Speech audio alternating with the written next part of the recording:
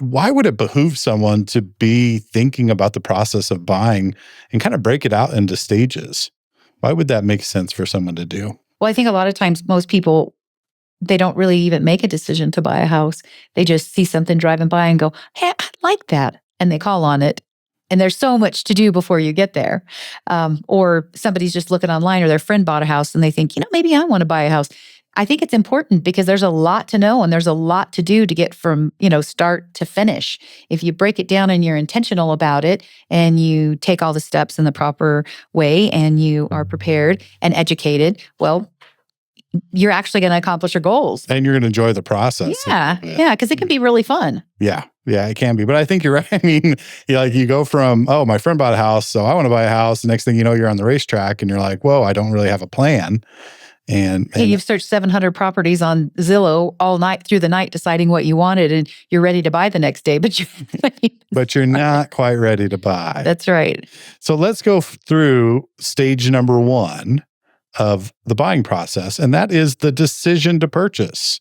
And along with the decision to purchase, we'll get to the pre-qualification. But why, Aspen, why would someone take time to think about the actual decision to purchase? Like, why would that be important for somebody? I think there's a lot of things that, especially first-time home buyers, might not realize. Like, you think, okay, I need this down payment. What that number is, I think, is kind of a misconception for some people.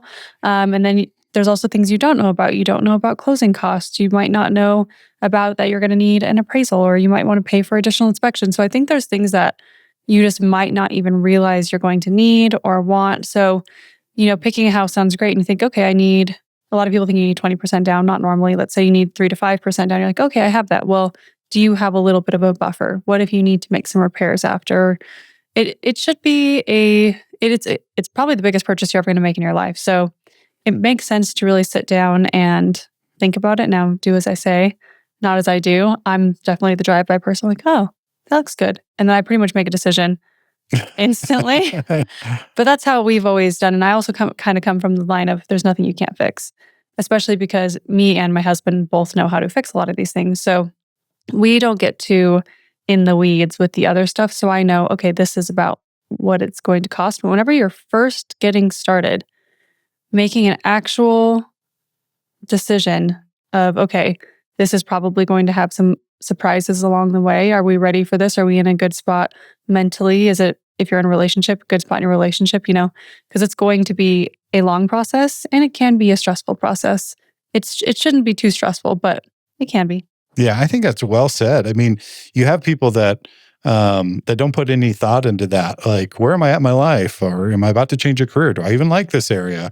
But then they're moving to buy a house. So the actual decision component, like, yes, I want to be a homeowner, is an important part of the process because it needs to be kind of a holistic thought of where am I at in my life? And does this make sense? And it may be stressful. And I'm up for the challenge because we've talked about this many times. Some people just are okay renting for their whole lives. And there is nothing wrong with that.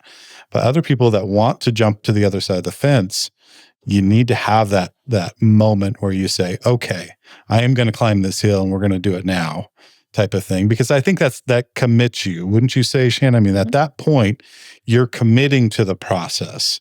Would you agree with that? Yeah. And I think once you commit to something and you learn what steps you need to do, you're more likely to achieve your goals. If you're just kind of throwing stuff out there and just, you see those people that have been dreaming about buying a house for years, but they've never actually talked to a lender. They've never put in a loan application.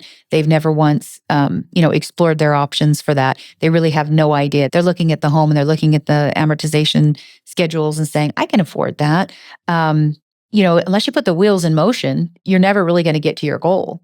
Yeah. I think a lot of people get nervous they're going to get told no. But I mean, honestly, there's not a lot of no's. It really is a pretty low threshold. And a lot of people think it's so expensive to buy a house. It is similar cost to renting nowadays with how expensive all of these other things are. You really can get into a house for very similar cost to moving into a new rental. Yeah. And those no's, I think that you talk about, people are scared of them.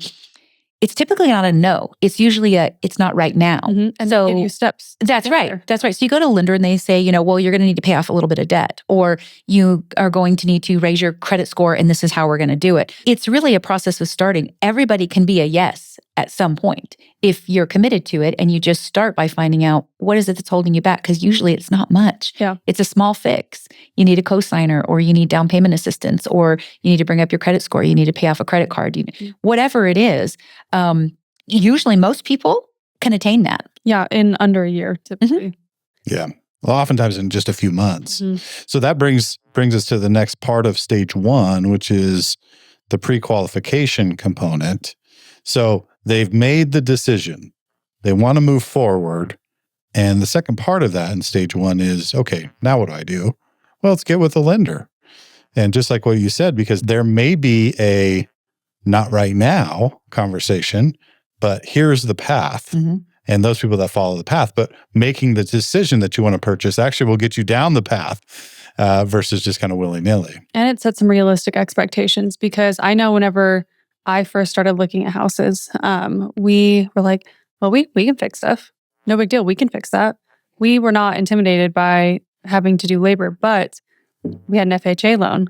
So it didn't matter that we could fix it and we were willing to fix it. The lender still wouldn't let it. So, I think a lot of times, especially like I've noticed the younger first-time home buyers are like, oh, well, we'll just put in new flooring. We'll just, do this. But the problem is then you're looking at a bigger house that's cheaper, but you actually can't get approved for it. So it's good to know what your realistic, options are. Yeah. And there's a lot of different programs. And our viewers probably don't know this, but I'm sitting next to the man with many talents, Mr. Paul, hand me the rock. Yeah. Keep looking around. Yeah, I'm talking to you. This gentleman right here next to me is beyond being a great father, a great husband, a businessman. Whoa. Well, I know. I'm getting fired. It's all true. It's all true. It's all true. He's also, you were a licensed mortgage broker, a licensed real estate broker, a licensed home inspector. I mean, you carry a lot of knowledge. You get a lot of knowledge in that little brain up there. So I'm going to ask for this little section to come out of the brain. When a buyer is going through the buying process and they're looking to get pre-qualified, talk to us about some of the things that they should be doing. What type of lenders should they be talking about? What type of loan programs should they be considering? Just give us your thoughts. There's different types of lenders. I'll start with that. There's brokers, and then there are in-house. People who keep the loans in-house. So usually when you have a broker who can go to a bunch of different programs, those are usually better if you're a first-time home buyer or have a low credit score or something like that. They can do not a lot of a down payment. They might have more programs for you.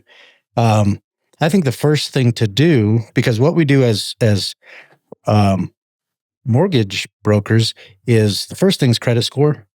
Then after that, it's verification of employment, verification of rent or mortgage payments. So you got to go through, verify all of those things that you can afford a house, and that we actually tell you what you can afford for monthly payment. Sometimes you can afford a lot more than you should. I see that quite a bit. And other times, the no's that you guys are talking about, I saw that a lot on the mortgage side, is everybody's told me no.